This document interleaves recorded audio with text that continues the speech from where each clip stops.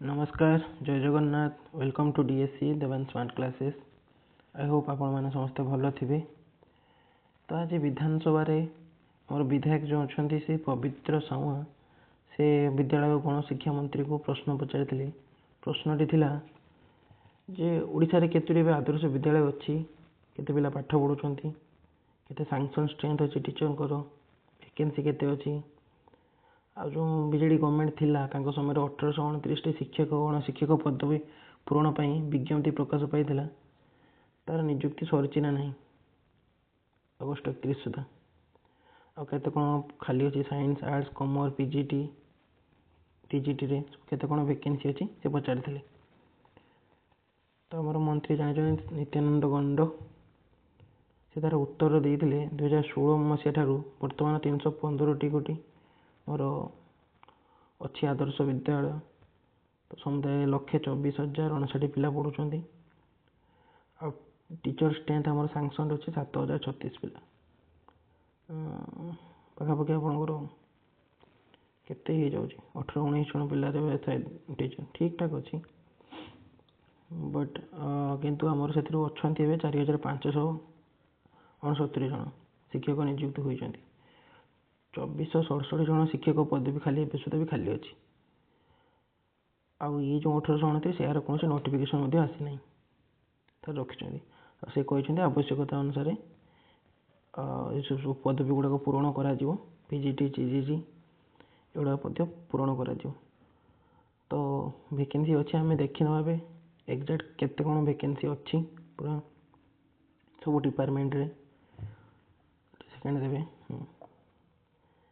देखु principal 261 vacancy अच्छी vice principal 185 PGT biology 102 chemistry PGT chemistry 173 PGT commerce 12 PGT computer science 172 एमती सबुतिर अच्छी PGT English 97 mathematics PGT 155 से अनुसार आप देखो PGT physics 162 English 148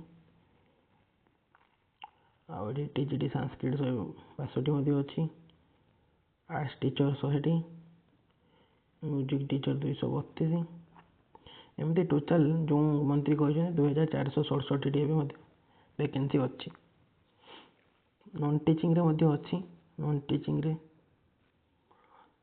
junior clerk कम अकाउंटेंट 179 और लाइब्रेरियन 314 पोस्ट रही तो वैकेंसी यार बहुत जल्दी आसवाक जाऊँगी आम होप करुचे गवर्नमेंट रिलीज करूँ 1.5 वर्ष है माड़ी बस कि माने वैकेंसी बाहर करना आ मुख्यमंत्री ट्वीट करुँच 37,000 वैकेंसी देचु सब प्रीवियस गवर्नमेंट से गुड़ा दूसरी नुआ कि बाहर करना तो लाज लगे कथा सरकार को पिला भविष्य सहित खेल हाइकोर्ट उद्वेग करते आप सबू क्षेत्र में आप रिटायर्ड लेक्चर को मैंने आणिक गेस्ट फैकल्टी कर फ्रेश पिला कौन भविष्य हम तो कहीं दौना वैकेंसी रिटायर्ड एम्प्लॉय तो फिर तो पेंशन अच्छी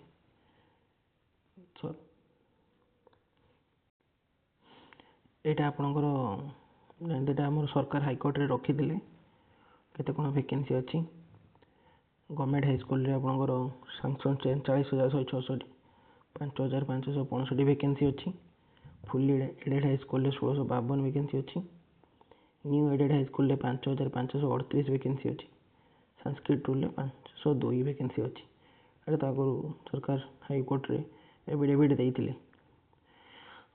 एवं जूनियर टीचर पाखक आसवा जूनियर टीचर रे बहुत मिस इनफॉरमेशन चली ये जहाँ बाहर अपलोड कर दौरान फोटोटा को कौन लिखाई पढ़ु प्रथम आपण यहाँ वैकेंसी रिपोर्ट कर दूसरा वैकेंसी नुहे ये लिखाई status of teacher engage on contractual basis सरकार कहते आम कॉन्ट्रैक्चुअल खत्म कर दीचु किसी घट गई कॉन्ट्रैक्चुअल बेसिस एति अच्छा एलिमेंटारी स्कूल बुझीपार ए विषय देखो बालेश्वर भद्रक सब जिले में पाखापाखि ये नंबरटा को समस्ते कौन कहते ना वैकेंसी 20,474 एवं यदि कार्यरत अच्छा शिक्षक ठीक है से जूनियर टीचर आम रहा के स्कीमेटिक 13,109 ये सब टोटाल 20,000 कॉन्ट्रैक्चुअल काम कर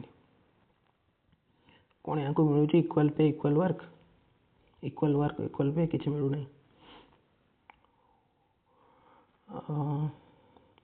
ଆଉ ଇଏ ଆମର କଂଗ୍ରେସର ସେ ତାରାବାହିନୀ ପତି ସେ ଗଭର୍ଣ୍ଣମେଣ୍ଟକୁ ଟୋଟାଲ୍ ମାଗିଥିଲେ ରିପୋର୍ଟ ଯେ ଆମର ପ୍ରଥମରୁ ଦଶମ ଶ୍ରେଣୀ ମଧ୍ୟରେ କେତେ ଟୋଟାଲ୍ ଶିକ୍ଷକ ପଦବୀ ମାନେ ଖାଲି ପଡ଼ିଛି। ତ ଗଭର୍ଣ୍ଣମେଣ୍ଟ ତା'ର ଆନ୍ସର୍ ଦେଇଛନ୍ତି ଏଇଟା ଟୋଟାଲ୍ ଆମର ମଞ୍ଜୁରୀ ପ୍ରାପ୍ତ ଅଛି 2,564,ଟା, ଖାଲି ପଡ଼ିଛି 29,728ଟା। ତ ରାଜ୍ୟର ଶିକ୍ଷା ବ୍ୟବସ୍ଥା ବହୁତ ଖରାପ ସ୍ଥିତିରେ ଅଛି, ମାନେ ଆପଣ ବିଶ୍ୱାସ କରିପାରିବେନି ଯେଉଁ ସ୍ଥିତି। ଦେଖନ୍ତୁ ମାନେ ଆଜି ଯେଉଁ ମାନେ ଆମର ବିଧାନସଭାରେ ଯେଉଁ ରିପୋର୍ଟ ରଖିଛନ୍ତି ସରକାର, ସେଥିରେ ମେଜର ପଏଣ୍ଟ ଗୁଡ଼ାକ ମୁଁ ଦେଖାଇ ଦେଉଛି ଆପଣଙ୍କୁ। ଯେଉଁ ଆଦର୍ଶ ବିଦ୍ୟାଳୟରେ 315 ପ୍ରିନ୍ସିପାଲ୍ ପଦବୀରୁ 261ଟା ଖାଲି ଅଛି। ମାନେ ଭାବନ୍ତୁ କେତେ ପରସେଣ୍ଟ ହେଇଗଲାଣି। କାହିଁକି ଦେଉନାହାନ୍ତି ଆପଣ ନ୍ୟୁ ଯେଉଁ ଭେକେନ୍ସି କାହିଁ ଫିଲ୍ଅପ୍ କରୁନାହାନ୍ତି ଏଗୁଡ଼ାକ। ଗୋଟେ ସ୍କୁଲ ପ୍ରିନ୍ସିପାଲ୍ ରହିଲେ କେମିତି ଚଳିବ।